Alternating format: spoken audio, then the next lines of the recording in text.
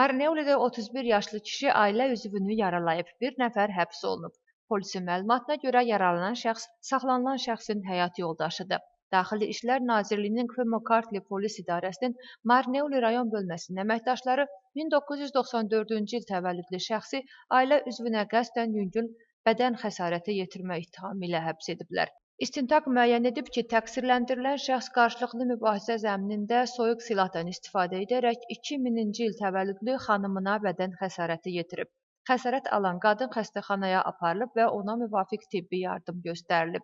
Hüquq mühafizə orqanları əməkdaşları tərəfindən aparılan istintaq tədbirləri nəticəsində vətəndaş istintaq altında olan şübhəli şəxs kimi həbs edilib. Daxili İşlər Nazirliyi bildirir ki, istintaq Gürcüstan Cinayət Məcəlləsinin 120-ci maddəsinin 11-ci hissəsinin 2-ci hissəsi ilə aparılır. Bu isə 5 ilə qədər azadlıqdan məhrum olmaq deməkdir.